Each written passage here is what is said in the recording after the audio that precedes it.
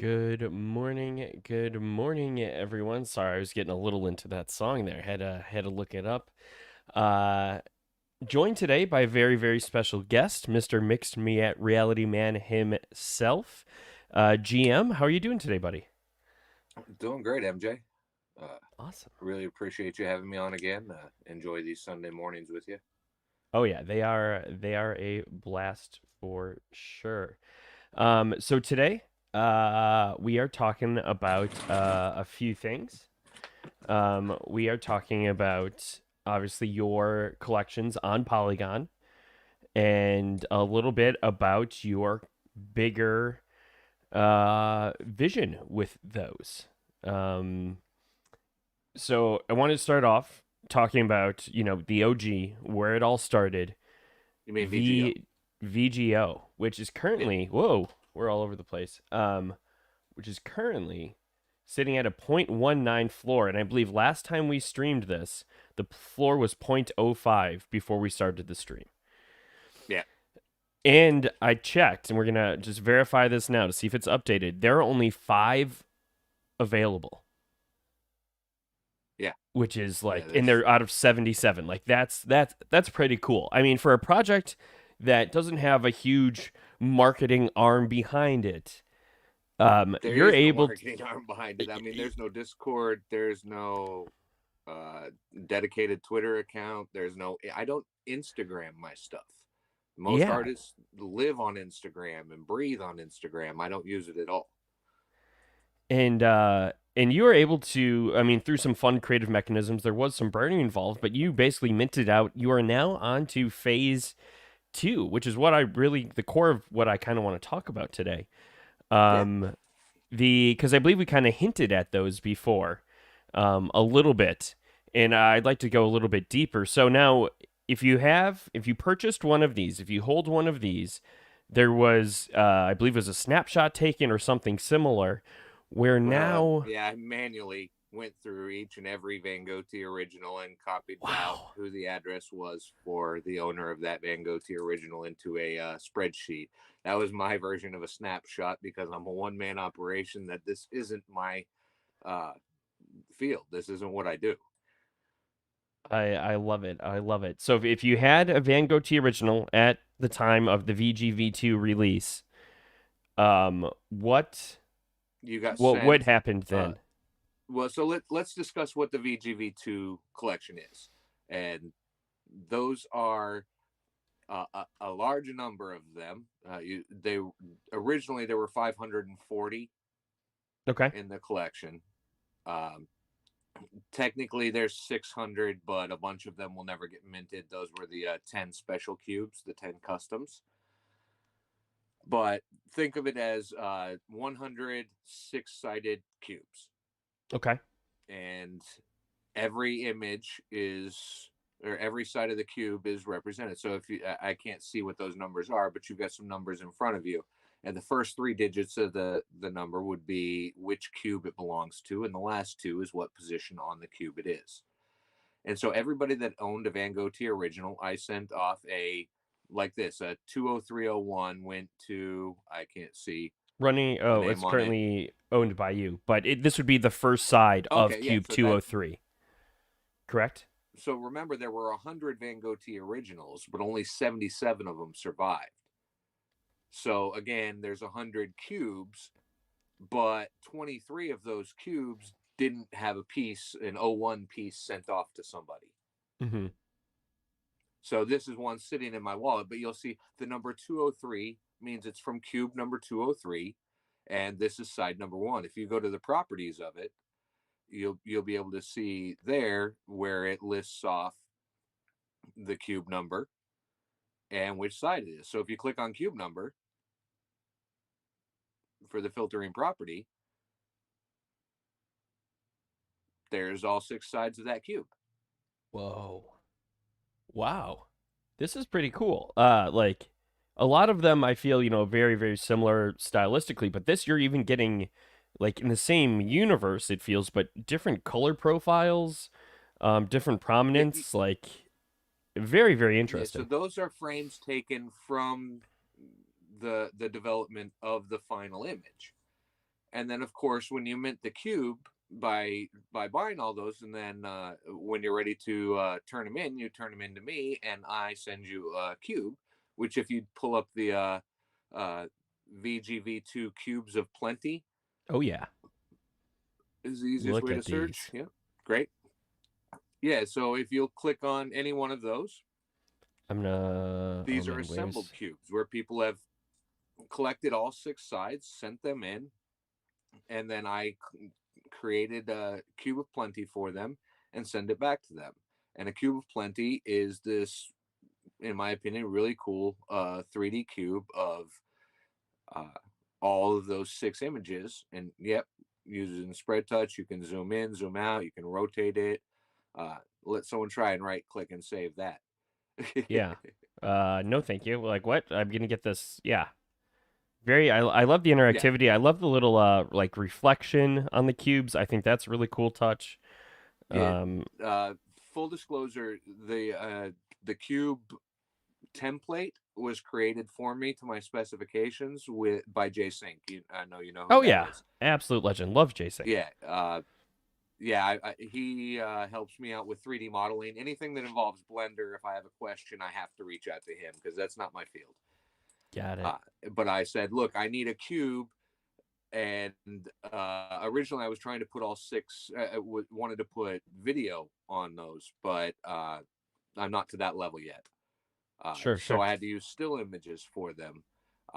But when they're minted, the unlockable content that's in them is actually a link to the video, just like the Van Gogh originals that showed you all the steps of the transformation the AI goes through as it draws this image. The owner of that gets that with the unlockable content. So, Should and we you watch can one? choose to unlock that for everyone to see or just for yourself to see, Oh, from what I I understand. can. Nice. Okay, that's pretty cool. So, Oh yeah, and yeah. right here, I So, love that you created a attribution for J-Sync there. Oh, and first yeah, 10. There's a definitely. first And 10 and trait. actually, the royalty wallet on the cubes is actually his. Oh, that's so nice of you to do. That's awesome. Very, I very don't know if cool. he even knows that. It There you go. There's some alpha. wasn't like it was part of the deal or anything like that. It's just, I plan on always giving the collection royalty address to somebody else. Nice. I love that. I'm That's not, awesome.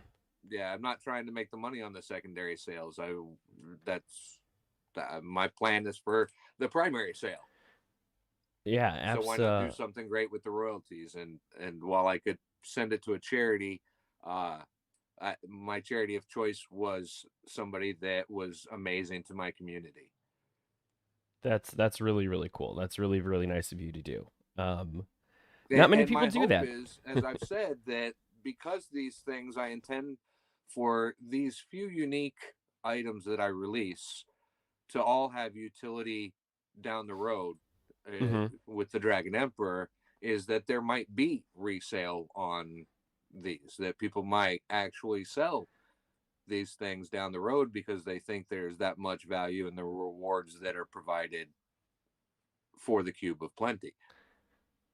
Absolutely. Well, we'll talk about Dragon Emperor in a second here. I want to circle back to chat quick. Just re-hit everyone with a good morning. Dork Love Sports in the house. It is his birthday today. Happy birthday, Dork Love Sports. Happy you're Dork spending Love your Sports, birthday. one of my favorite people in the community at all, shares quality stuff all the time. I mean, just Absolutely. really enjoy seeing notifications pop up from Dork Love Sports. And nice new 100%. logo too. Oh yeah, that logo's awesome. We got the Kosho in here. Good morning. Boots in the Booth is in here. Let's go. Boots. Um, Sangundo Stallions says, "This is the NFL pregame show I needed. You're welcome." Good morning to you. Eagles Nest Racing, good morning. JMO's in the house. And Boots in the Booth says, "We need to figure out how to market these. Way better than 99.99999% of the crap out there." Um, I'm in stealth mode. I'm intentionally in stealth mode, guys. That's you don't see me shilling these. You don't see my Twitter profile saying, "Hey, buy a VGV 2 pieces, buy a VGV 2 pieces." No, I why created is them. that? I put them out there. At some point, I know because I know they will sell out. I'm not worried about that. To me, it's really interesting and enjoyable to watch the experience of as people become aware, as they start getting involved, like Mike from HeroCraft, Mm-hmm. finally getting a Van Gogh original. You know, I enjoy riding that experience with my community. So do you care if He we was, man, shill I for missed out you? on this. I really need to get into it. 3 weeks, 4 weeks. I'm getting messages of, man, I missed out. I really need, and then to see the day he finally got his Van Gogh original, Yeah. and a member of the community letting one go to somebody else in our community, just all that kind of stuff going on. I enjoy the heck out of that. So I'm not like super speed trying to shill these things. Uh, because again, when we get to talking about the Dragon Emperor, I I'm not trying to get something built today. I Mm-hmm. want the right thing. I want the right community. And Gotcha. so the Gotcha. people that are going to own these things are going to be people that either have been here with me from the beginning, or they've understood the message of what I'm doing enough that that's why they're involved. Yeah, you've got your original people that enjoy the art and are holding it because no, they just love the art. And I'm thankful for them as well. But moving forward, most of the people that are going to have this stuff, it's going to be people that are involved in this project and the Dragon Emperor, and they're there because they want to see the same thing I want to see, I love that. which is So the many, right game. yeah, so many projects are, oh my gosh, let's get to 10,000 people in the Discord. Let's get to, however many thousands of followers on Twitter. Okay, boom, we hit that benchmark. So that means now we can release our project. And that means we're good And enough yeah, now. you've got 22,000 people in your Discord, and you go to Mint and you sell 1,200. Yeah, and Out and of so your many people are 10,000 just there for the collections. flip.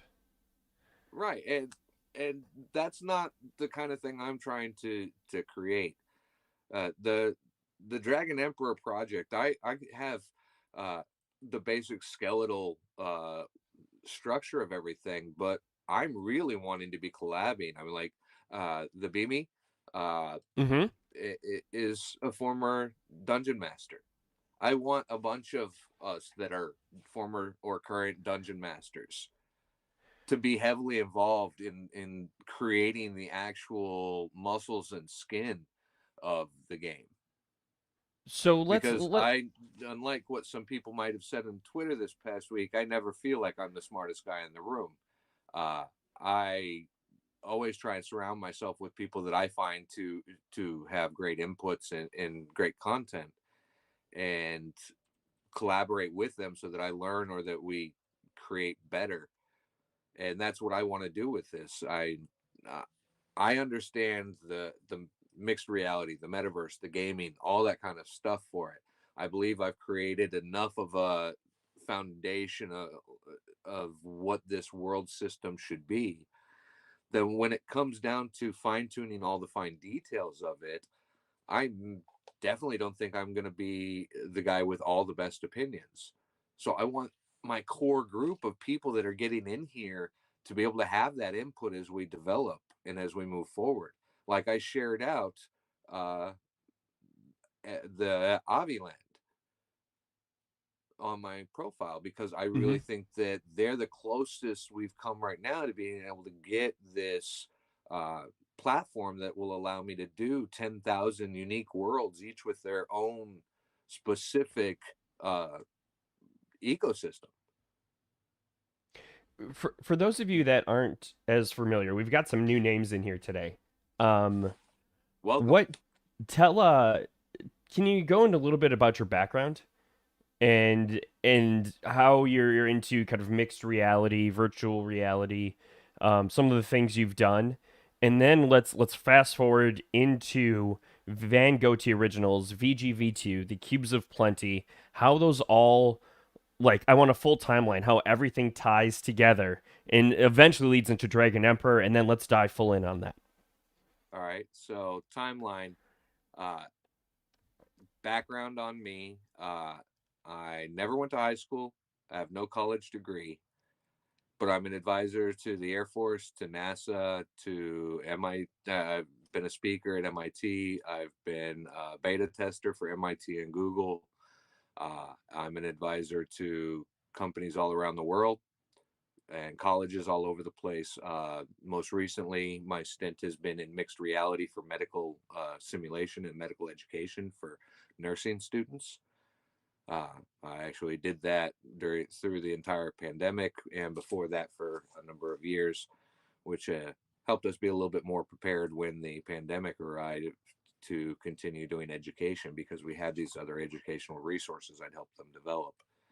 Hmm. Discovered mixed reality, augmented reality space well over a decade ago, and long enough ago that that's my handle on Twitter is at MIxedRealityMan, and on LinkedIn I own the Mixed Reality page, so you can find me. I'm fully doxxed.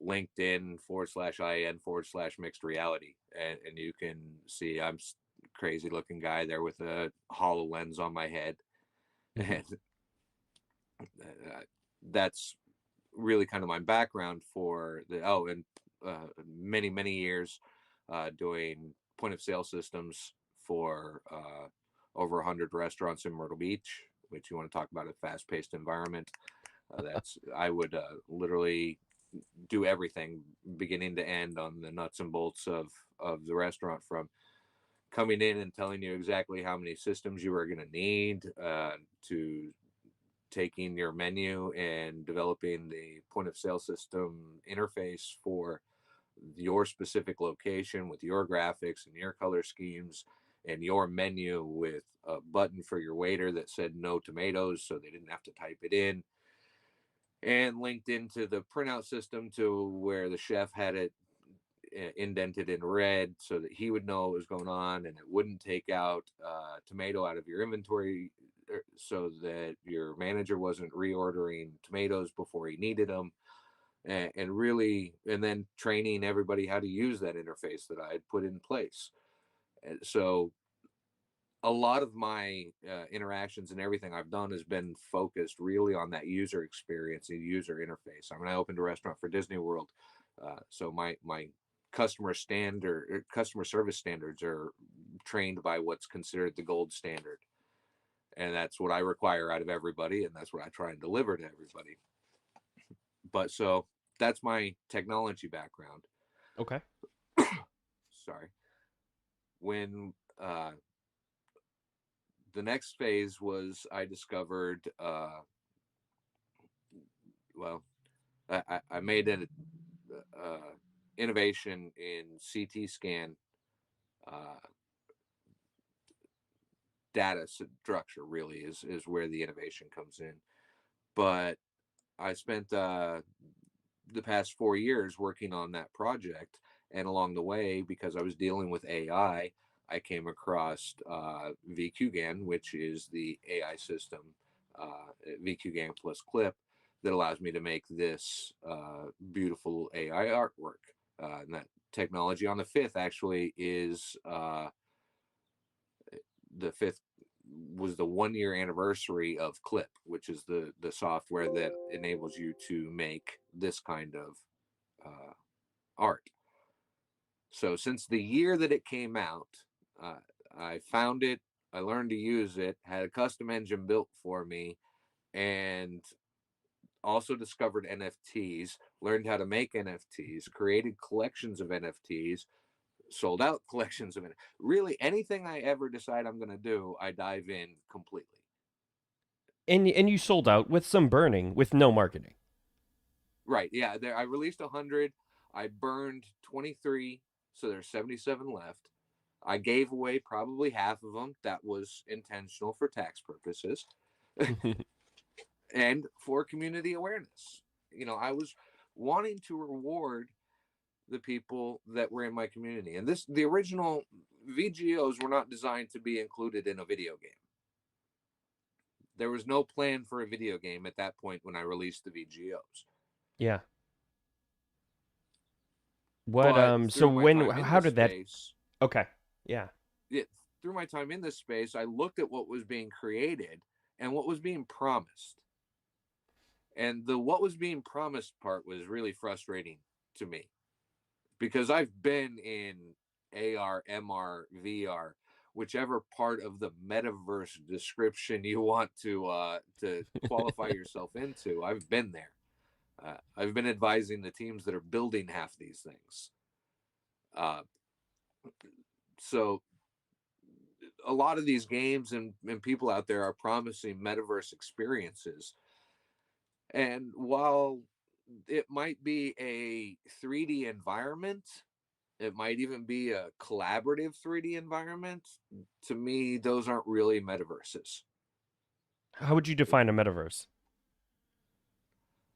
Ready Player One, the movie, that's really kind of the easiest way to think of what a true metaverse is, Mhm. where they were able to pop in and out of all sorts of different worlds. Worlds like the garage that she was building the robot in and her workspace that they went to. And then there were also racing worlds, and there were also fighting worlds, and there were farming worlds, and whatever individual worlds people wanted to create, you could go there. That metaverse doesn't exist. The closest that's going to exist coming up is the Alphaverse from Atari, because you'll be able to pop from the Alphaverse into the sandbox and into Oh, uh, interesting. Decentraland. Yeah, very cool. I didn't know that. That's pretty You'll cool. have inside the Alphaverse, you'll have separate metaverse worlds that you can jump from one to the other. That's my understanding from what I've read and my Very research on cool. it. That's interesting. But yeah, when I can own my little planet and you can own your little planet and someone else can own their little planet, and Oh that's geez. when we're really reaching, and I can go to yours and you go to mine, and I can, what I do in your world affects your world, stuff like that. That's my dream of what the metaverse really is. Love that. Otherwise, it's collaborative VR. And if you want to use the term meta or metaverse for that stuff, that's great, but it's still just collaborative VR. Interesting. I like that. I haven't heard it referenced before as collaborative VR, but I like that definition a lot better. It Yeah, just makes more sense. It seems to be that's what it is. It's not anything really more. that's what they're meaning by it. That's most of the companies that are using metaverse right now. That what they really mean is collaborative VR. And collaborative VR has existed with Second Life for Sure. decades. Yeah, I remember that. I got into that a little bit. There was some. I don't know if I can talk about it. I guess it's fine. But just like they had some fun sports things on there that I got involved with that got shut down pretty quickly. Um, exactly, Totes McGoats. Good thing I got my Oculus primed and ready. Where is it? I think it still might be packed up actually from when I went home for the holiday. But yeah, loved it. Second Life was a very very eye opening experience. Um, for me, and kind of like Yeah, that was I mean, like, oh man, this is the future. right. And I had that same kind of experience the first time I discovered augmented reality. First time I aimed my phone at something and the shit came to life, I got it. Yeah. I understood how that was going to change the world. I live in a pretty casual, low tech environment in Myrtle Beach, South Carolina. Great for golf, a lot of retirees. Cost of living is super cheap. Gorgeous weather. You know, an ocean as warm as bath water. You know, cold bath water, but still. Uh, so gorgeous place here, but not the technology capital of America. Yeah, no, not so So much. when I'm trying to just explain augmented reality to people out here a decade ago, they all think I'm talking about LSD or something. But they still weren't using QR codes here 10 years ago. Oh wow. And Okay. so I've had a lot of barrier to entry in my own hometown. And I say hometown because I married a local. I've been here for a couple of decades, so this is now my home. But I come from California originally. And Nice. so, yeah, I've always ridden the tightest edge of the technology that I could. I've been creating VR content for companies that couldn't do it for a long time. We have a local botanical gardens that I use 3D 360 4K camcorders to film their uh, fountain ponds and their art That's installations awesome. That's really and cool. things like that, and then create 3D 360 YouTube content for them to be able to actually uh, show that. Very, very That's cool. That's just, I'm always 10 years ahead of mainstream with technology to be able to enjoy myself. I always I need that new love it. thrill, that new what's on the horizon. You got the itch. You gotta keep going. Gotta keep going. So then you I'm a got Star Trek, into Star Wars kid, there you go. boldly go. I love that. I love that. So then you made Van Gogh T originals, Van Gogh So, TV 2. so before I made the Van Gogh T originals, I had discovered the technology Mm-hmm. of the AI Mm. Mm-hmm. because of the work I was doing in CT scan. And so, as trying to take and build a uh, full change in the medical industry as an individual is not going to happen very quickly. No. Now I'm no longer an individual. There's a dozen people in the team of working on this that are all much smarter than me in their fields. They get to handle the day-to-day side of it now, and I just show up occasionally for a meeting to get people excited about it because I can explain my tech better than any of them can, even though they're the ones that build it. I translate better to other people than a lot of my nerdy friends. And that's a pretty big skill in and of itself too. The Like communication piece. yeah, I'm really good at taking these complex subjects that I barely understand and making it so other people think I understand them a lot more than I do. There you go. Like That's one way I of putting it. understand what I'm doing with the AI. I understand what's going on under the hood of the AI, but I'm not going to be the guy that's going to make any changes to the system. Sure. Sure. So I exist in that bridge zone I gotcha. between the guys that never see the light of day and the real world. Your own mixed reality. Yeah.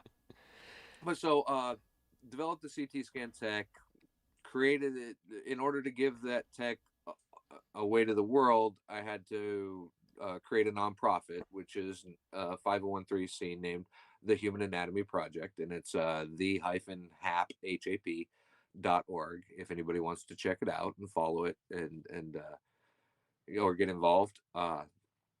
And so through discussions and meetings on different fundraising events and golf tournaments and celebrity auctions and things like that of options, I had discovered the NFT space and had started looking into that and decided I would do a art collection for the Human Anatomy Project to give away with this AI stuff that I had found. Mm-hmm. And so I created the imagery for that art collection. It's great, it's beautiful. They're all themed together, and you can really tell that they are all from the same artist. Yeah. And uh, that was a full experiment of its own. I was actually running an experiment on the AI while I'm creating all this art. And I can go into that if you like on what the experiment was. Or Yeah. Go for it. Go for it. so when you put these inputs into the AI system, as we showed on a previous stream of yours, you have a few parameters that you can put into the Van Gogh engine. Mm-hmm. You have the words, you have the size, you have the number of steps that you want it to take, and you also have something called a random seed. And I've shown on the stream that you can actually always use the exact same random seed, and you will get one thing very specific. Now, none of the Van Gogh originals did I use in that experiment. I did a different version with those. But a lot of my experiments were about just changing one tiny field and having all the rest be the same. It's like in the A Magical World series, like what you're showing right there, Mm-hmm. the prompt was a magical world, and the thing that got changed was the random number. Gotcha. And so they all have very common elements because they have very common inputs, but they have different structural compositions because of that different random seed. Whereas for the collection I did for the Human Anatomy Project, the random number was all the same. So the structure of it, where things were located, remained Mm-hmm. very, very similar throughout everything. Gotcha. And the seed sentence that I used, the words that I used, I only changed this one tiny itty bitty part of it. Mm-hmm. And so it was a fantasy world designed by blank. And in that blank, I put the word God. But I took the word God and I put it into Google Translate, and I translated it into every language Google knew. And then I copy and pasted it in its original language in to the prompt to say a Mm-hmm. fantasy world designed by God, whatever language that was. The rest of it was all still in English, just that one word changed. And the changes that happened in that were amazing. And so that was one of them. I did countries. I did.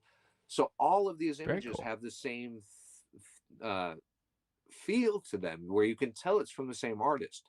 Yeah. But depending upon that one little bit of different input, it changed immensely. Uh, and so I created that collection, but then there was the matter of minting it into an NFT. And so I had to go down that pipeline and learn that side of things. And so Sure. I had a small bag to be able to explore the NFT space with and learn the ecosystem. And so I got into NFTs with both feet, discovered Zed Run, bought an unnamed, unbred horse named Darth Talon, and the rest is my story and her There you story. go. Love that. Love that. So again, I was like, okay, I'm going to create a trial collection before I create the one for the Human Anatomy Project, because I know I'm going to make mistakes and I'll need to fix those mistakes and I'll need to learn from those mistakes before I do this big collection for this big charity event. I need to learn. So I created the Van Gogh originals. I had no idea if anybody would ever buy one, but I figured if nothing else, I find these things to be beautiful and I will give them away to people if nobody wants to own one. And some people decided to buy some. Look Well, at this at that activity. point, I was like, okay, how do I provide value beyond the artwork to Okay. the people that buy it? And you can, if you really did a deep dive on me, you could watch my Twitter history as I've decided to do these things. Uh, the first step was, okay, I'm going to release a second collection. And anybody that owned one of the first ones is automatically going to get one of the second ones. That was the first reward structure that I knew I could accomplish. Mm-hmm. And then again, through watching the different play to earns that were out there and trying to figure out, okay, where's a really good play to earn? Do any of these actually have a play to earn structure? Axie does. Wow, that's complex and a lot of grinding for me to figure out. I don't want to do that. Especially not when the average person that's making money off of this is either the manager that's running teams, or the amount of money they're making is attractive if you live in the Philippines. Mm-hmm. I wasn't either one of those guys, so Axie wasn't going to be my place. I got in, checked out Ethermons, didn't really get what was going on with that one. Still own some Genesis Ethermons, but and tried it out a little in Decentraland, but was like, wow, this is wonky as fuck. Yeah. Not my thing. Okay, check out another one. Check out another one. Saw Pegaxi and was like, I'm already in one horse racing game. I don't need another. Sure. Saw Riot Racers. Riot Racers, I said, okay, I see the legs on this one. I'm going to position myself now to where I can do something down the road. I'm early enough in this one. So in that one, I got a position. And so came to understand, okay, that's their play to earn structure, but really it's not a play to earn. It's a racing game. It's not really play to earn. It's pay to earn. Yeah, in a way. And You gotta pay to get into it. And to you got to race. pay to get into it. You got to pay gas to race your car. Yeah. Yeah. You got to buy gas. The only way to buy gas is through buying Riot. So that's not playing to earn, that's paying to earn. Yeah. I agree with that. I want a play to earn game. My mother still plays Merge Dragons 15 hours a day because she's bedridden a lot. She has 3 tablets open in front of her. Wow, that's laying dedication. there in her bed, playing this game on multiple screens. There are people that is their kind of life. And I ain't going to lie, I would game pretty hardcore too if I could afford to all day. Oh, yeah. To me, a For play sure. to earn game should reward somebody who does behavior like that. Those are the people that are driving your game. So why not structure a game that rewards people like that? The people that grind. And the more I thought about that concept and the more I saw what was out there and where people were going with their play to earn style games, I wasn't happy. I love racing Darth Talon, but if I'm not racing Darth Talon, what the fuck is there to do in the game? Yeah, right. It's very, very There limited in isn't a a way. game. Right. The breeding takes me how long? And locks your horse up There's too. nothing skill based in the game other than if you're really really good at the numbers. It's not like you've got time these days to figure out who's going to be in the race and enter the race at the last second in the free races if you're a tournament running. And unless you've got a monster horse, the paid races aren't for you right now. Yeah. Heck, Darth Talon came in 12th in a 1,000 class 4 the other day. Wow. She flamed, so it was probably a reverse roll, but Yeah. I looked and I'm seeing Z5s and Z8s in that race with her in class 4. That's crazy. Everybody's getting ready for the next fib. I mean, Yeah. everybody's doing the exact same thing I did, taking advantage of this tournament to downclass the horses that don't fit in this tournament. So again, play to earn? No, it's pay to earn. No, they are implementing with their token some actual play to earn that are based on pay to earn. Like the You're going to get some gamification, doing token certain rewards for actions, breeding. things like Of that. course, Yeah. breeding costs. So Right. So that brings me back to the concept of, okay, how would I create a true play to earn game based on the gaming history that I have? Because I've been Mm-hmm. there from the beginning. And the more I thought about it, the more and thought about smart contracts and the way this is all structured, and the chain, and then also augmented reality and virtual reality and mixed reality and metaverses, and really what is the future of all this heading towards. And to me, the future is headed towards procedurally generated mixed reality multiverses. I know that's a bit of a mouthful, but okay, so procedurally generated, what does that mean? Mm-hmm. Yeah. Um, so that means, again, the AI is going to create the world as the horizon appears. Okay. That that you don't have to have that next area until you get closer to that area. Uh, Gotcha. the rest of the world is hidden by a fog of war, and until it's needed, it doesn't exist. Okay.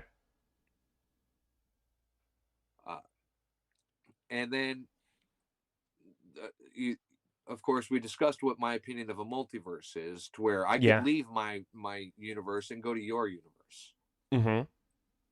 and maybe your universe has a very imperial Chinese theme and feel to it, Yeah. because that's what you selected on your crafting path for your world, for your empire. Okay. All right. But you go to my world, and it's a very much more European style castles, Sure. and because that's what I chose to explore.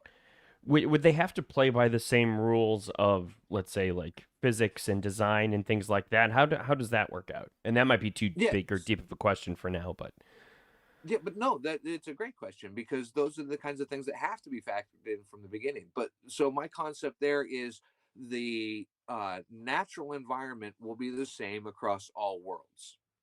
gotcha. Then we will have collections of uh, architectural styles that will be available for you to learn.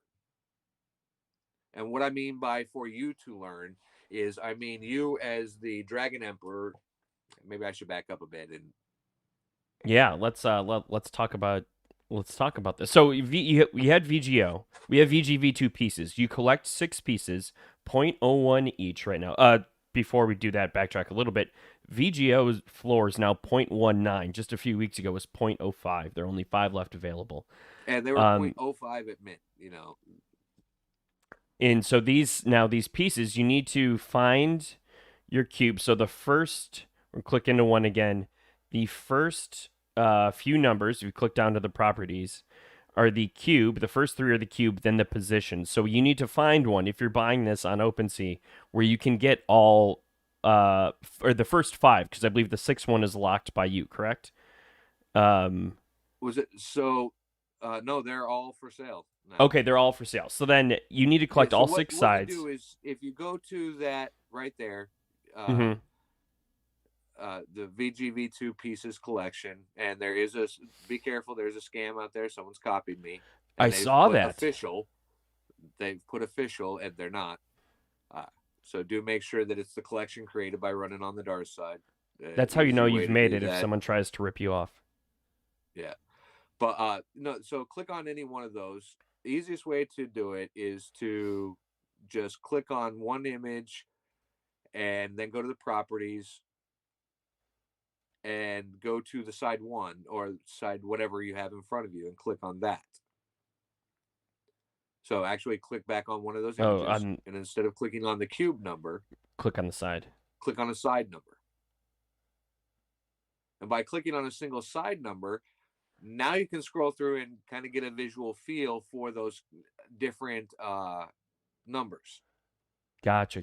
Because again, I did some small collections in there. That the one the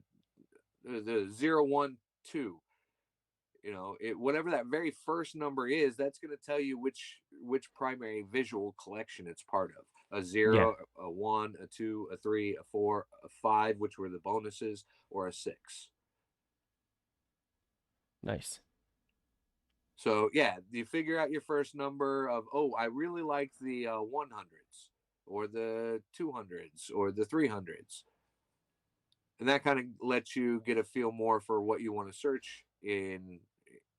And then it's just a VGV2. You found, oh, I like the 0 series or the 12 series, or whatever series it was that you found that you liked. You can Hmm. start looking for them that way a little easier. But yeah, then you want to get all 6 of the sides for that one cube. Cube 124 or cube 306 or cube 415. There is Sure. no 415, but that's beside the point. And So, so once you've managed to collect all 6 of those cubes, you send them back. And then I create the Van Gogh version 2 Cube of Plenty and send that to you. And so the pieces are destroyed and the cube is created. and then, so all of these things so far will tie into your upcoming game, which is Play to Earn, called The Dragon Emperor. And so I've got the Loosely titled The Dragon Emperor right now. Like I okay. said, this is creating the skeletal foundation of the game, and because I really don't believe that the technology is truly quite there yet for a lot of the things I want to implement. But I'm also, yeah, the first thing that this says after mint schedule is, what is the title of the next part? Van Gogh Originals collection. Or No, no, that's linked of there. Sorry. the mint schedule, the on the table of contents to your left, under Oh, this is mint not a quick schedule. flip project. Yeah, this is not a quick flip project. This is for people that understand and see the vision of what I'm talking about will be possible and want to be involved in creating that. You know, one of the biggest supporters of my artwork is Beam Stables. Beamy Stables, however you say it, I don't know still. Uh, I say it different ways every time. He is foundationally involved now in every bit of development moving forward for this That's awesome. because he chose to be. Great He guy too. invested in it. So, he's getting input right now. He's he's got access to the white paper at all times. He gives me feedback, tells me, you need to add this, you need to add this, you need to read these, you need to read these. So he's becoming part of that core team because he chose to. He Hmm. chose to be involved early on in this. I only tell people when it's being asked about or when it's being discussed. You had the option today of talking horses with me all day if you wanted, and I would have done that. Yeah. I didn't ask you, hey, can you have me on here to talk about the Dragon Den, the Dragon Emperor project? The only reason why people are becoming more aware of it is because I'm willing to talk about it. But I'm in no rush to build specifically this game this year. This is 2022. I'm not expecting to have a game out by December. Sure. I don't need to. What I need to have is the true foundation for the mechanics of how all this is going to work, because this is an empire building game. Hmm. So yeah, talk about This that a little bit. What is Dragon Emperor? so What is it's the going to be core an of it? amalgamation of a lot of different kinds of games. Hmm. The most primary one, if you have experience with Civilization, definitely uh, that's a heavy influence to this game. Okay. Yeah, if you think of like the Civilization Revolution, Civilization 5, where you have a living, breathing empire. Well, so we back up. You are just going to be starting this empire day one. Yeah. Very similar to the settler in civilization. The very first person. Yeah, you are the first person of your kingdom. So here is where I bring in two different paths of this game. There are two Okay. different people that will be in this game. There will be the Dragon Emperor. This is your planet. You are the immortal Dragon Emperor. You own the NFT Woo! that is the wallet address for every microtransaction fee in this game. You've got, you are the royalty address for your world. And every transaction that happens in your world, you will be getting a micro fee on that. So that's one side of it. As the Dragon Emperor, you will be the one guiding your civilization, making the choices of what you want to explore, what you want to build, what technologies you want to research, what crafting things you want to build, how you want to manage the resources of your different land areas. That will all be up to you. That is one game. The second game is for everybody that's not a Dragon Emperor. Those are the citizens. Those are the other play to earn. So there's really two play to earns going on here. Okay. One is the ownership level, and one is the player level. Does that make sense? Yeah. So like Okay. you're I just want to make sure that I'm making that part clear. Totally. So, Yeah, I'm following. So yeah, you as the Dragon Emperor will be the one putting up the labor contracts, saying, yes, I need 20 citizens to help guard the roads from bandits. I need 15 citizens to work the field, to harvest the resources there. I need 10 citizens to be working on building the well in this new area.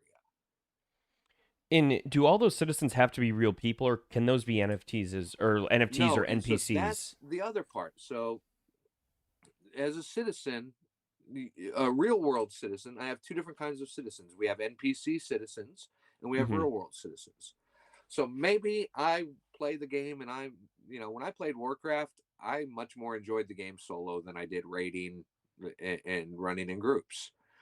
Mostly because I didn't have the patience for four other people to have their shit together long enough to do a full dungeon. Sure. Without somebody It's having very to time stop for consuming. this reason or that reason or whatever. Right. Yeah, for sure.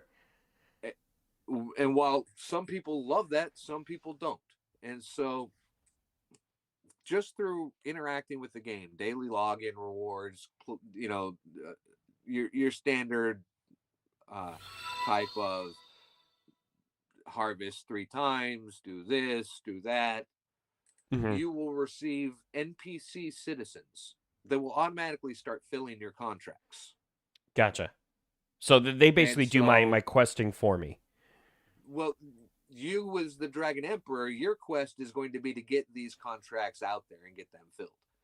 Gotcha. So you will put out a contract, say the security contract for the roads, and saying that you need 20 citizens and that you will pay this much in reward for their time. Your NPC citizens, however many you have, will immediately start queuing up to fill those roles. And if through your play to daily logins and things like that have acquired enough citizens to fill that contract, they will start on that contract. Gotcha. If a real world citizen wants to fill a slot in that contract, they can. And if it was already full and the contract had already started when they chose to join, they'll get a prorated amount of the rewards based on how much time they put in. And the NPC citizen will get bumped out of the queue and go to work on the next project you have queued up. Oh, nice. Okay. I like that. Yeah. So keep things that efficient. way, if I'm just doing it by myself and I'm not offering decent rewards and no one's going to come and fill the job as a real world citizen, or, the economy of my world hasn't grown enough to attract people to come play it, just through playing the game myself and putting up the contracts and doing those, I'm still going to eventually get enough NPC citizens to be effective in This in a way feels like something that was just released for crypto raiders, where they basically allow you to take your NFT and you can have it go out and like quest to gather certain like herbs, and then like your herbalism like builds up over time. And this sounds like a kind of a similar mechanic that's really cool and honestly got me it. Extremely. really And excited. so then let's go back to our real world citizens. So again, I'm not a Dragon Emperor. I'm just a Uh-huh. guy that heard about the game, heard it had play to earn opportunity. Yeah. I create an account. I'm like, okay, I don't even know. It's going to randomly drop me in a world, somebody's world. Mm-hmm. I am day one citizen in this new world. I'm going to be given options to for jobs that I'm qualified for. Well, as a day one worker, I'm not going to be qualified for much. I'm going to be field labor. So my first jobs will Lowly be little working citizen. fields so that I can get a food reward to give me more energy to do more jobs. Mm-hmm. Now, eventually, I will build up enough of a pool of resources that because I'm there and active every day, I've gotten extra food above and beyond what I need for my character to be viable. Mm-hmm. Then I can invest those resources into learning something to craft. Nice. So So it all maybe kind of like I end snowballs up and builds the way I want it to be.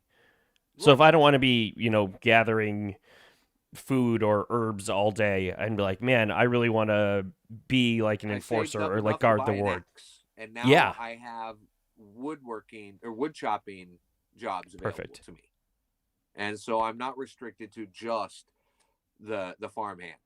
That's pretty cool. That's exciting. And then I do enough that chop enough wood that I saved up enough to go to uh, school and learn uh, beginning crafting of cloth or beginning crafting of leather. If you're familiar with Warcraft, you understand crafting systems. Sure, right. I plan on having a full crafting system in the game. That's You're getting me all excited. We had some comments about people missing grinding World of Warcraft. And Right? it's I'm getting flashbacks in the best possible way to all of this right now. I mean, I used to grind gold and sell gold to Chinese gold farmers. I know grinding. If you so can sell it to them, yeah. So anyone can come in and start off, hypothetically in this example, as the farmhand. I don't know if that's going to be the first role or if that's Right. And I cemented, don't but even. that's yeah. But that was a great example, and I like how you explain the evolution of that. So let's say though, like anyone can come in and do that. Um, the how do I become a dragon emperor? How do I have my own world? How do I Okay. become king in the castle? King in the castle. What do I need to do that? All right. So let's go ahead and click back on that mint schedule page. Yeah, And again, it goes back to me wanting to reward the people that were there from the start. And if you listen to my interviews, you'll see my position has shifted even more towards rewarding those Van Gogh original holders. yes, I like to hear that. But with the stream I did with Mike the other day, he posted that was actually from before Christmas, Okay. but he had trouble with editing it, and so it didn't post till last week. But in it at that point in time, I was only giving Van Gogh original holders one world. Yes, correct. But now they get one at every mint phase. Oh wow. Every mint phase, 100 of them are locked off to the VGO holders, with 77 being handed out to the VGO holders and 23 being given to me because not enough people believe Sure, sure. Yeah, in that the art. okay, I get that. Yeah, 23 creators, 77 active. And so there you see what my belief in the mint cycle and how you should mint a game. It gets more expensive every mint cycle, Sure. Yeah, I've seen but that not implemented much. a handful of times. Right, it's not .01 to .02 to .03, like even 0.04, .05. Yeah, 0.05. very, very cool. Even the worst it gets, I believe, was 0.5. Yeah, point Is my one right here. expectation at commercial release for the final ones. But personally, I don't plan on getting to these other mint stages anytime soon at all. The mint phase 1 is the only one I'm worried about, and that's handing out the Dragon's Den to the Van Gogh original holders. But yeah, every mint phase that happens, each one of the Van Gogh original holders gets another world where they get to be the Dragon Emperor of that world at every mint phase. But so So that's how you become a Dragon Emperor. You have to have the Van Gogh VGO, original that gives you the Dragon's Den. and there And are the currently Dragon's only Den will be your metaverse world. 5 of these available. Let's see, click buy now. Yeah, 5 of them available right now. 0.19 up to 1 ETH. Absolutely wild. A few weeks ago, 0.05. I saw somebody had it up for 5 ETH, and I think they just took it down and said nope. Wow. So yeah, so all right, so you've got your 2 pieces. You can be a Dragon Emperor, and it sounds like you can, by holding a VGO, you can then kind of shape your world to be how you want. You want to be more farming based. You want to be more, like military based. It sounds like you have that option, and then as a citizen, you can come in and you can fulfill different contracts to support that world and that world's economy, and then you get rewarded by growing your character and moving up in the ranks, so to speak. So, like, could a citizen end up being like second in command to an emperor and have those So those rights are and those outposts. skills? And okay, So and eventually there'll be villages and towns and cities, but at this stage, just outposts is all I'm discussing. But so you have your little plot of land that your castle is going to be on. uh-huh, Now, as you want to expand out from your castle, you're going to have to tame the land around you. sure. And when you tame that land, you then have to decide what to do with that land. Okay, I tamed this parcel, and this parcel is a forest. Okay.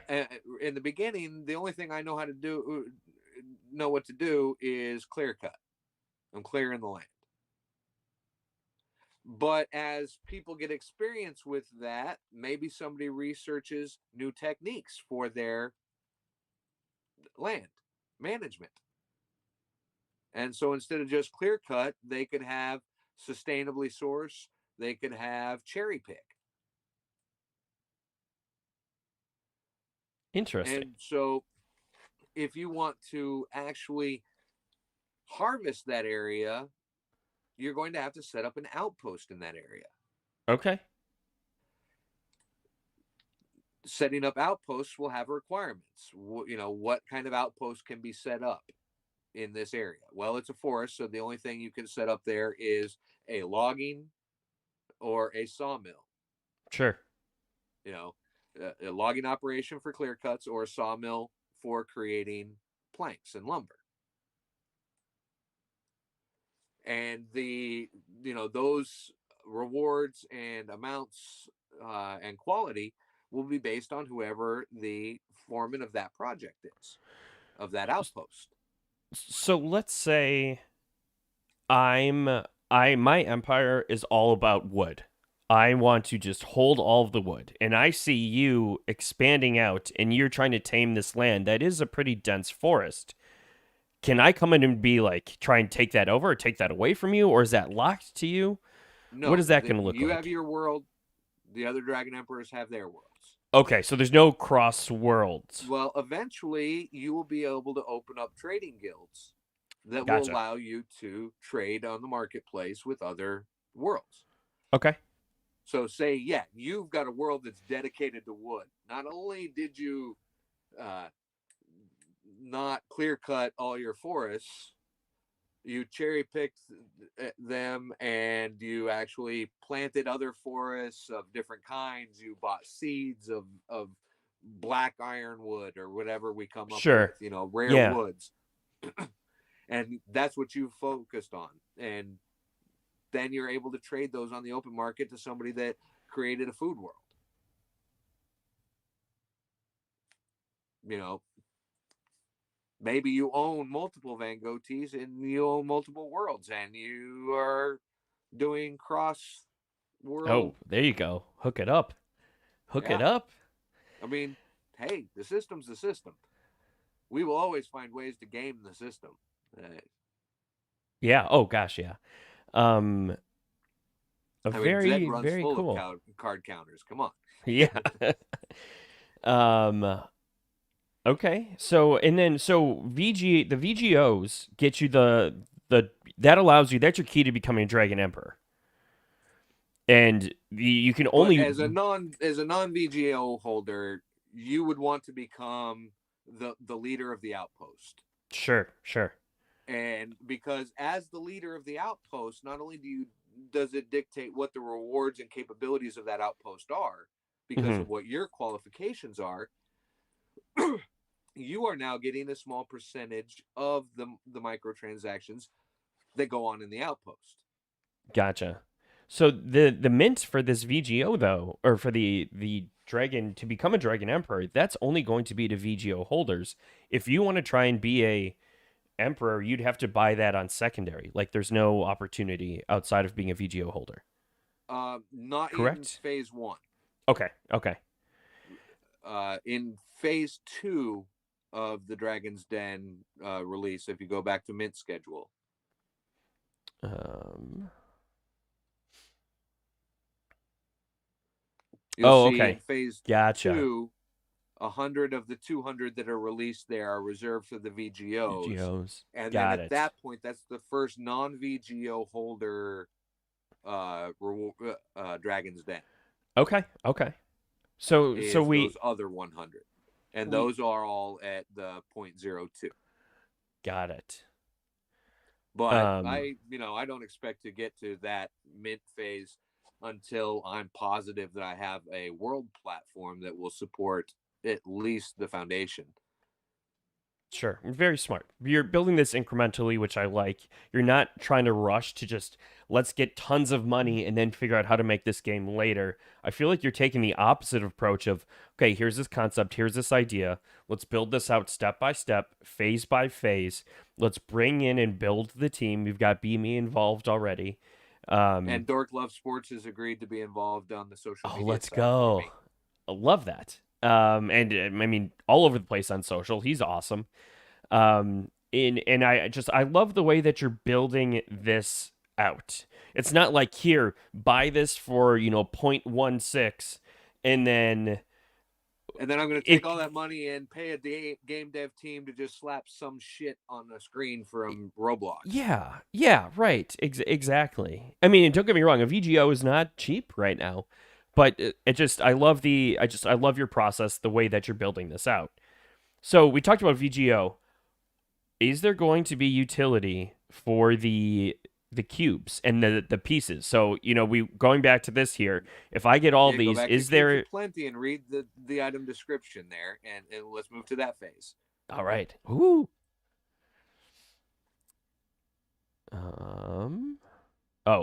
Yeah, here we go. The cubes of plenty.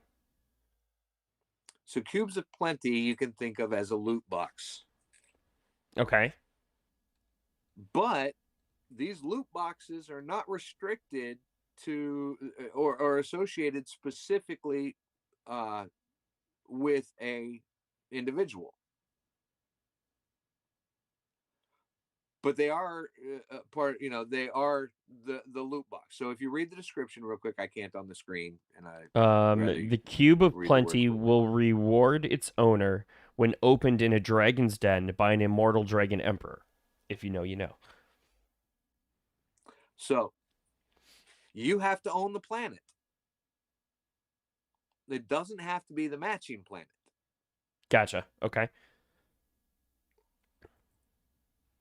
Which means that depending upon the release in the game, depending upon what those are continuous loot boxes. Oh, interesting. Every reward cycle that we do in game, holiday event or whatever, Yeah. those will produce more loot. That's why they're cubes of plenty. Think of the Ah, mythical cornucopia. sure, sure. And there are only Those are 13 of mythical cornucopias.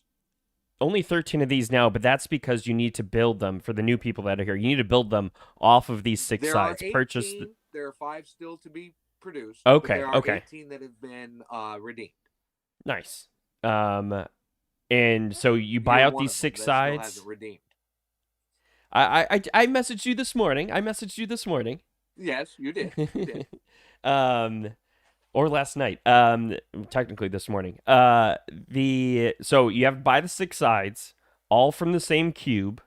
So these are all 608. So 60802 side 2, side 3, side 5. Then you send them back to the address, so your address, which is where you got them from. And then after you do, The original no minting address. Yep. and then you get the cube returned to you. So like these sides will decrease in quantity over time, and the cube will increase over time, and the sides get burned, so they cannot be Yep. retrieved. Yep. And So so those will be able. You'll be able to. So that kind of brings up the other aspect of what I want in this game, and that's interoperability. You mentioned something earlier about it, and it's in my white paper there as well. Of one of the roles of specialists. So, and I talked about that real world citizen being able to become a specialist, working their mm-hmm, way to become a specialist. But I also want the you to be able to make use of other assets that you own, partner NFT projects. So, similar to way Central Boss right now is trying to get wizards uh, as a pet, the mm-hmm, cool pets thing that he's going after right now yeah, with cool cats. I want as a group our ownership, our dragon emperors, to decide on projects that we would like to partner with and offer bonuses to your ownership. So say we agreed to partner with Central Boss's Wizards. mm-hmm, Owning a wizard would give you a specialist in the game, nice. Okay, an NPC, but that was still a specialist. So you might not have to hire a real world citizen specialist for that specific job. got it. So like they're basically like instead of coming in and I have the level one farm hand and then but if I get a special, like let's say again in this example I own a wizard, so then I get a specialist, and then maybe I have a specialist mage who would essentially be like a level 20 hypothetically type of thing. Like they already have So a bunch of their skills built out. so because you would have a well, and again that would be decided upon by the team and how we wanted to work that, Sh- but uh, sure. my they basically would be able to allow you to have an outpost that you weren't splitting the profit on. Gotcha. You Gotcha. wouldn't Gotcha. have to Okay. hire an outside specialist because normal NPCs cannot become specialists. Uh-huh. You know, but real world citizens can become specialists, and you need to Gotcha. have a Gotcha. specialist to open an outpost. Gotcha. Okay, that makes sense. I'm following now. I'm following. So, as we agree, okay, yeah, we want to allow, and maybe there's a, uh, maybe we agree that Zed horses could be used for transportation, and we would have a slot that you could assign an NFT of a Zed horse, and because you have that slot filled, your resources travel back to the capital 20% faster. Oh, I love it. You know, There's some donkey those utility types there. of Donkey utility, utility. yeah, interoperability and utility. Very, very cool. That's exciting. Like that's something you don't really see or hear too much of. But it's going to. All the things I'm discussing, these are all going to happen. Nobody's done this in this conglomeration yet. Nobody's put all these pieces of the soup together. But someone needs to, and it needs to be done right, and it needs to be done well. Mm-hmm. And so I'm going to build the video game that I want to play for the rest of my life. There you go. So let's get into a little bit more of that video game that I want to play for the rest of my Uh, life, and I'm go in. back Let's to do the it. Dragon's Den. Okay. And what is the Dragon's Den? Now, again, can't see the screen, so would you Yeah, mind? I can summarize it for you for everyone kind of at home watching. The Dragon's Den will provide you with your first dragon's egg, your first specialist, and will be the foundation of your castle. Dragon's Den will be the beginning location of your empire within your metaverse, an empire that will be built, upgraded, expanded by your citizens, specialists, and of course your dragons. Owning a Dragon's So let's Den stop right means there. okay, yeah, All right. So that brings me to the next part, the part that's the most exciting part for me. mm-hmm. And that is, here there be dragons. And I love dragons. I can't believe that there's not a dragon racing breeding game out there already and fighting game already. Yeah, And this will be. love it. And so when I say there's dragons and dragon racing and dragon fighting, that's all in this paper as well. That there's different kinds of dragons. There are your just basic normal working dragon that's going to be in your that you're going to get, uh, or that you will buy on secondary, and they will again provide that specialist role. If you need to tame this forest, well, you can send a whole bunch of NPCs, or you can send a couple of NPCs and a dragon. Sure, So they'll be able to substitute a lot of labor energy. got it, got But it. Okay, there will also be an arena for fighting. And so the fighting will be again simulation based fighting. It's not like you're going to be holding the sticks and doing it. yeah, And there will be racing. And there are two types of dragons. There are ground dragons and there are air dragons. Female dragons fly. Male dragons don't. Male okay, dragons don't have wings for flight. It just so all male dragons are ground racers. All female dragons are flying racers. nice. All male dragons fight male dragons. Female dragons fight female dragons. Hmm. Those are each components that, man, wouldn't it be better if you were able to ride the back of your dragon while it was flying? I think Zed's been watching some of our streams because I've seen their little hint at a first person view of riding the back of your dragon, and I know that's for Oculus riding. Yeah, oh yeah, I can't wait for And that. that was in my white paper a while back, and then I've been streaming that stuff out for a while about being able to ride the back of your dragon or being able to be ringside, courtside at the fight. Yeah, sure, right. And so those are again a wonderful way to experience it, but why limit it to that? You're also able to do augmented reality. So we could literally have those races happen on the tabletop, That would be cool. and all of us are sitting there on our phones anyways. Now we're all looking at the same spot and watching the same race. That would be awesome. You want to talk about true party mode? Yeah, right.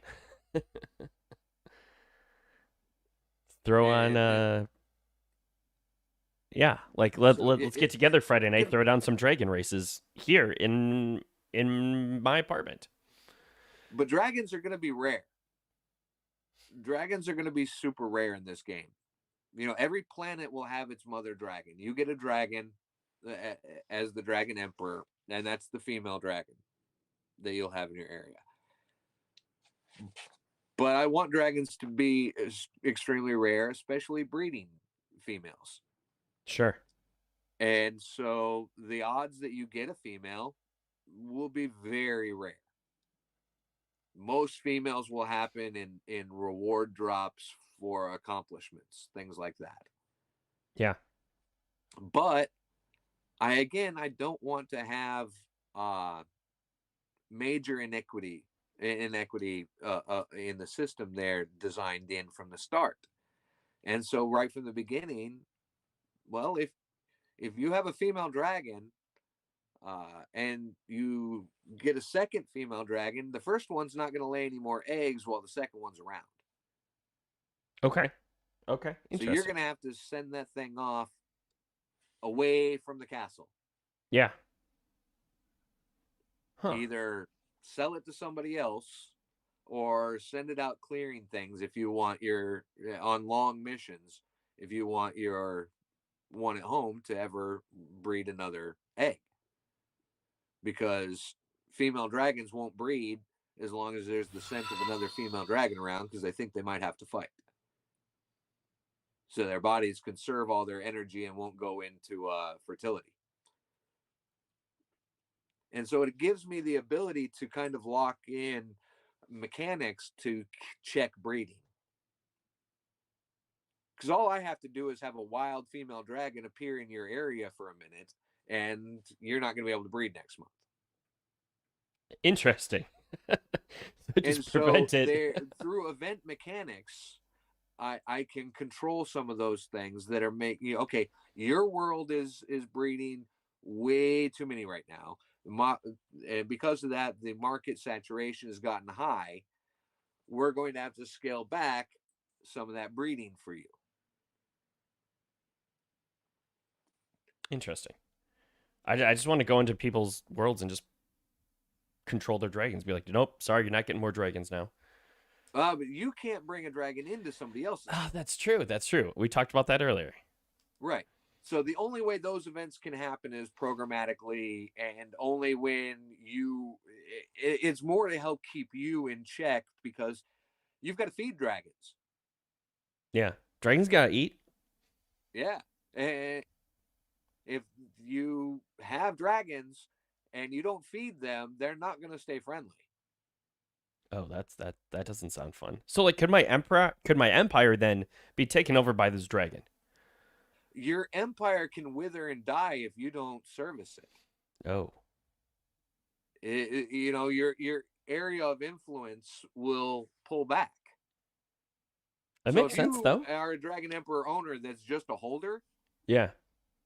your world's not going to increase. It'll still be a full raw world waiting for you any day you want, and you're immortal. So if you invest a bunch of time and build it out, and then you say fuck all for a year and don't do anything with it, and don't assign a manager to handle your world for you, Sure.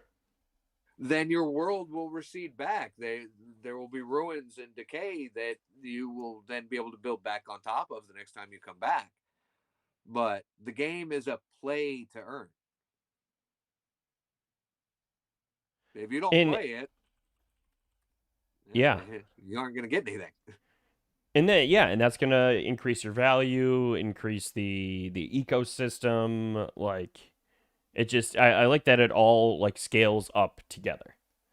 And if you aren't running your world well, maybe you get reached out to by somebody that's like, "Hey, man, I'd love to apply to be your world manager." Yeah. And you're like, "Okay, well, here's work your way up through citizenry, and I'll set you up with an outpost." Yeah. That'd be huge. And you, as the world owner, could just put out a Dragon Emperor manager contract, which is basically you saying, "Look, I want someone else to manage the world for me. I'm going to surrender 70% of my microtransaction fees to you, and I'll just sit back and collect the 30% and not worry about this world." Sure. That will be an option to you, because not everybody wants to have to play the game. Interesting. Interesting. Interesting. Some people own too many worlds to be able to play them all. Uh-oh. Now you got me nervous. I At guess Beam, I'm telling you, Beam Stables, they're the original. If you know, they believed in the art long before there was ever any discussion of a game. He owned many VGOs for his daughter, and I have created custom ones for him, and value him very, very much. And so thankful he's part of this because as a DM of many years, he has that world building knowledge Hmm. to help truly make the mechanics of all this work right. I'm basing most everything I'm doing on the scale of 9. The 3 and 3. Okay. Uh, you'll have uh, 3 races that you'll encounter: elves, dwarves, orcs. You'll combinations of, if you go to the materials, Hmm. what is the building materials, crafting stuff section, and go to wood. Where is it under? Oh, crafting. Is it? No, it might be under Forests forest. produce wood Yeah, there must we be go. tamed before they can be harvested. Forests can be tamed by a dragon Yeah. general So if you look at team the of. Oh, types of nice. wood, Okay, yeah. Uh huh. so there's 9 types of wood. Well, there's 3 different types of crafting, and there's 3 different qualities of wood for each of those crafting category. So you're not just coming in and clearing out right away. You have different quality levels, you have different density, you have different types, and then you have different ways of harvesting. Right. That's pretty cool. So it really wanted to make the interactions as much choose your own adventure as I could. Mm-hmm.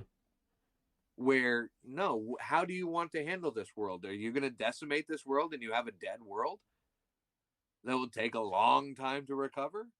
But man, you will have gotten a lot of resources right off the bat. Yeah. Or do you want to, just do sustainable production? Or do you want to, no, I'm only going for the best of the best. That's who I am. However you want to do it.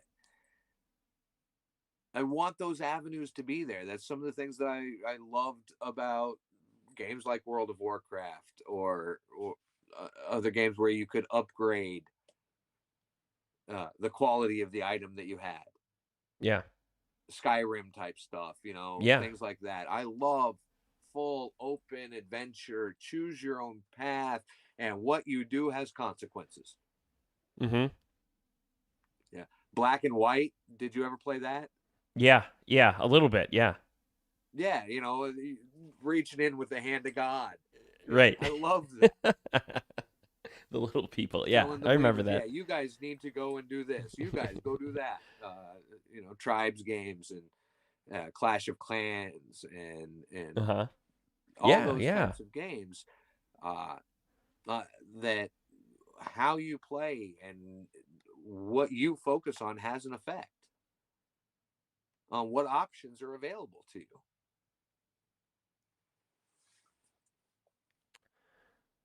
Interesting. So then I guess a big part of this though in the future is not necessarily being able to go into the other worlds, but to be able to trade with them. Right. And that's how I guess the core of like the bigger picture economy is going to be based off of that. Yep. And so figure now, and that's another reason why I don't want to release the game early. Is, I mean, I'm excited for Zed's token, but I don't know what Zed's token means in the tax department. Mm-hmm. If Zed airdrops me 10 million tokens, what does that mean for me financially? What's my tax obligation for an in-game token? Yeah. I have no idea how any of that stuff is going to work. So I don't know if we'll have 5 different resource tokens, 9 resource tokens, or no resource tokens. Sure. That part of it, and that how that structure is, there are certain parts that I don't feel that it's safe to plan that part of the game into the mechanics yet. Makes sense. I appreciate that. Yeah, the last thing I want to do is create a game that 2 months after I've launched it, all of a sudden the IRS is knocking on my door saying, "Yeah, you owe us $3.2 billion." You know, Right. I'm not the Dragon Emperor. Wait a Eh, minute. right, right. Ooh, interesting. That again, and that just speaks to what I was saying earlier about how much I like this game is the approach that you're taking. It's the opposite of so many projects where it's That give me all the money, okay, we'll figure out how to do this later, and these 10 things we said we are going to do, I don't think we can do that. Oh wait, but let's introduce another round of funding through breeding, through tier 2, through tier 3, and then okay, yeah, then we can look into this. No, it's the opposite. I mean, yes, you have NFTs out to support it, but it's a slow build. You're Yeah, bringing I in have some super people. cheap NFTs out there to help keep me active in the space. Yeah, And if you actually notice, though, a lot of the money that I'm given for these NFTs, I spend on giving things away. My Van Gogh original holders know that I've given away uh, multiple NFTs, Zed Run horses, things like that to them in raffles. And my cube holders have had shots at drivers from Riot Racers. Uh, and I give a lot of that back right back into my community. Uh, so most of my price on the artwork is just to really keep it going and keep activity going on it. And if you make things too cheap, nobody believes there's any value in them. yeah, But yeah, I mean, if you stick around, you definitely are going to get a giveaway of some kind from me yes, just by being an owner. I mean, whether that's like the VGO owners got V2 pieces, they're yeah. going to get a Wizards hat. J-Sync and I are working on the Wizards hats right Oh, now. oh, okay. Whoa, little alpha there. That's cool. No one's heard about those yet. Oh, let's go. You heard it So here first. I asked J-Sync to help me create a 3D Wizards hat that I can apply Van Gogh tees to the texture files on those. That's what the cube was the first test of, Okay, sure. was adding a Van Gogh tee to a 3D model. And so now I'm working on a specific process that will actually allow me to control uh, where my borders are and stuff like that in the imagery, so that when I map them to the hat, they create some really, really cool effects. And so, again, I will be sending those out to all the Van Gogh original holders, Nice. and those will be for a specialist slot in the game. Oh, let's go. Owning one of those allows you to have an extra spot. So, down the road, there will be releases where non VGO holders will be Dragon Emperors. Mm-hmm. They won't have the magician's hat unless they bought one. You're basically giving out like so many games have the like buy the premium version that's $120 instead of 60, but you're just giving that out for people who say, "Hey, buy at 60, but if you buy early enough, we'll give Yeah, you all you the pre-sale, bonuses you to get get all you." future releases. It's the season pass, lifetime season Exactly. pass by being a VGO holder. You're getting the game and season pass for the price of just a game, essentially.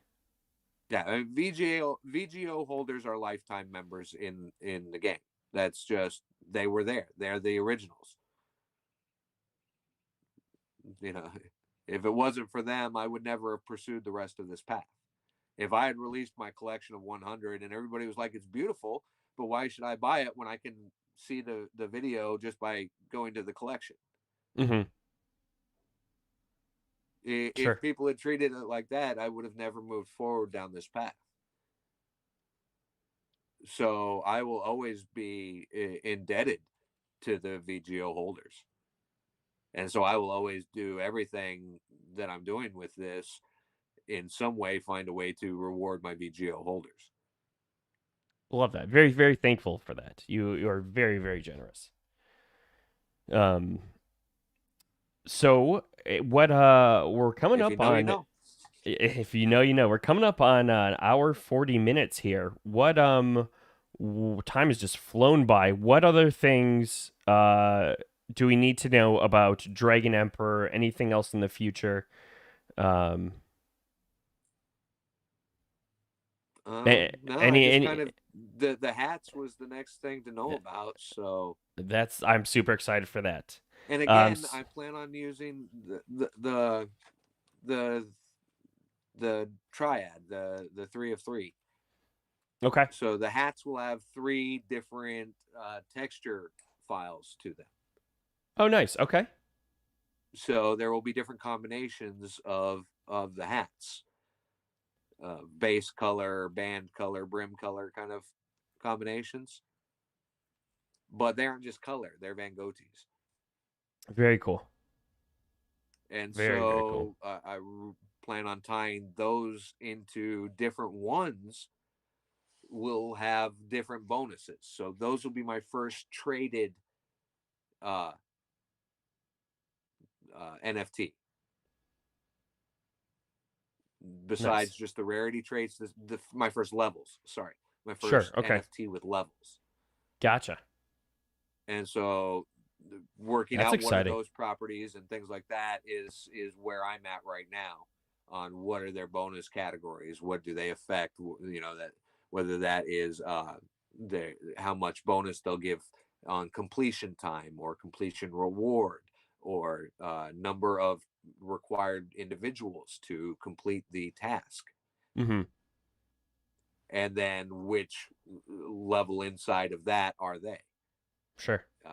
So that's the fun part for me right now is designing that. I love uh, designing these little mathematical interactions and stuff like that. Love it. Love it. Love it.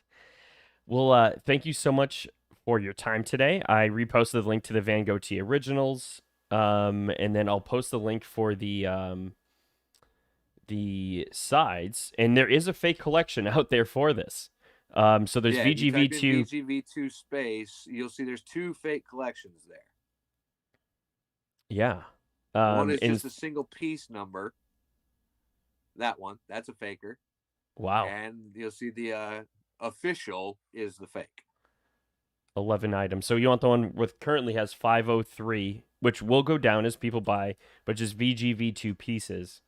And collect 6 sides. Make sure you have the 6 sides available first.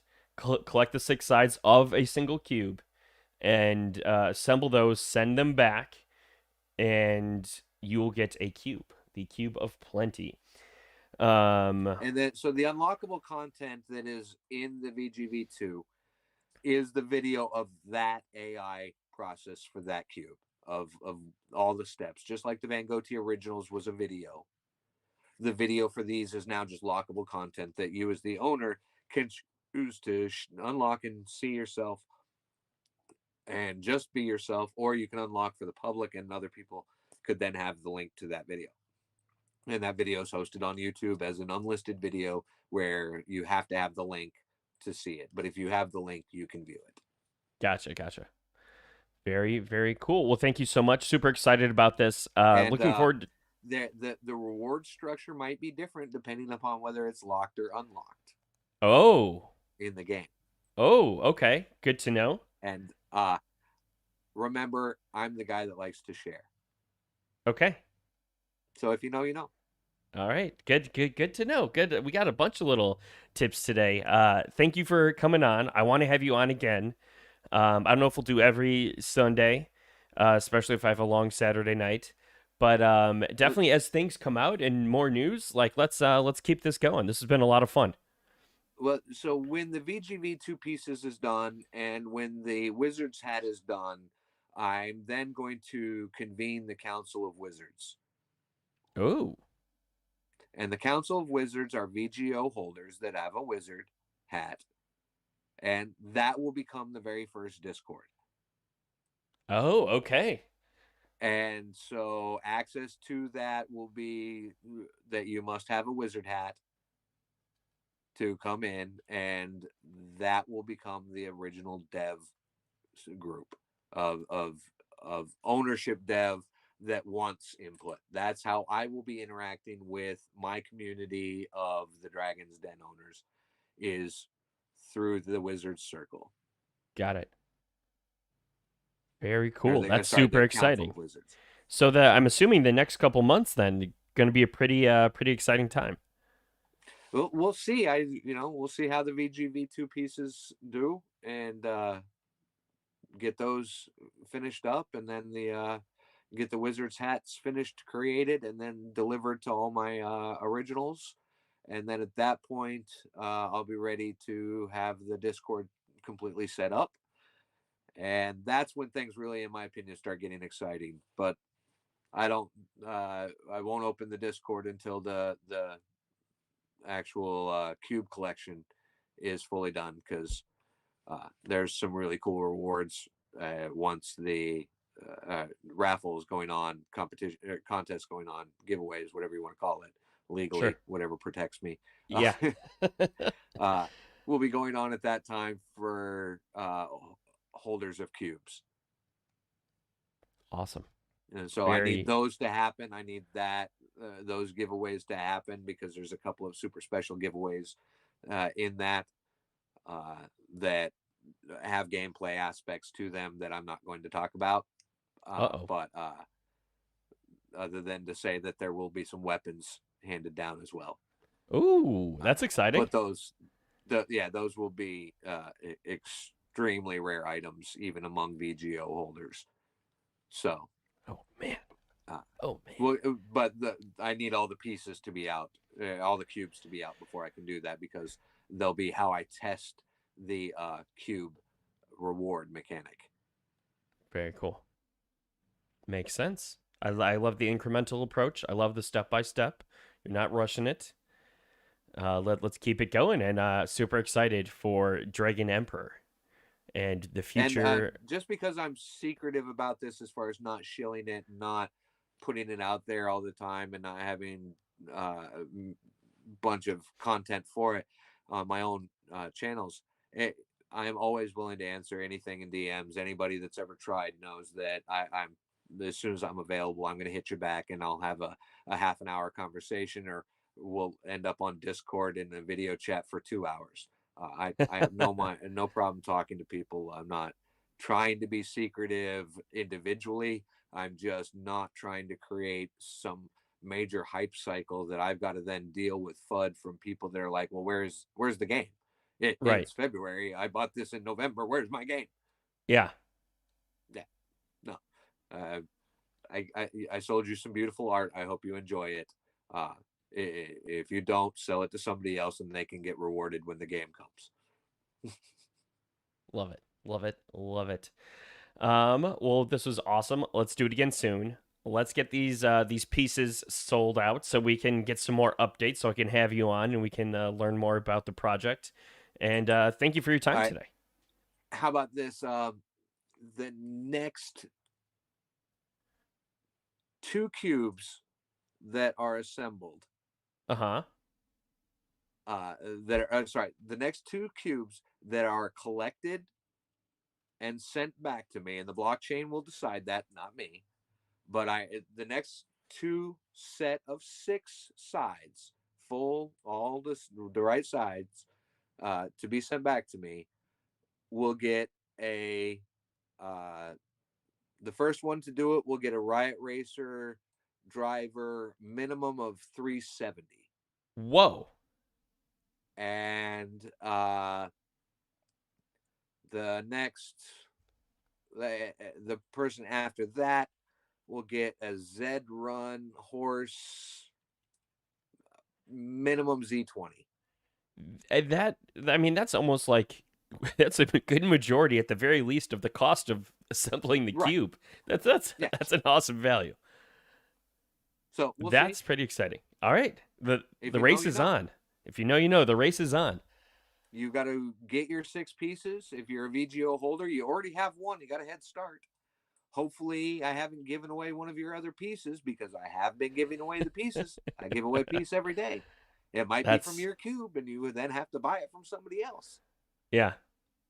Or if you don't want, make sure your side one is listed. Somebody else might be wanting it. Also, check your offers. I know there's some people out there that have tried to buy some. They've made offers, but not everybody checks their offers because of all the spam. Check your offers. You might have an offer for more than the 0.01 that they were originally listed for. Yeah. And I could I see know that. one's got an offer of 0.02 on theirs, and maybe they just don't know. Nice.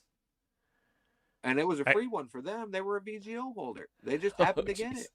it. That's awesome. They paid 0.05. They got a piece of art for it that they can possibly sell for 0.02. Yeah. Like I Wow. said, I like providing value to my VGOs. Love it. Love it. Love it. Thank you so much.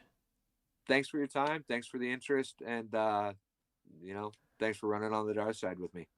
Absolutely. Anytime. We'll be back soon. Another Sunday morning stream before you know it, I'm sure, as these pieces start going. Thank you, everyone. No matter where you are, appreciate you. Good morning, good afternoon, good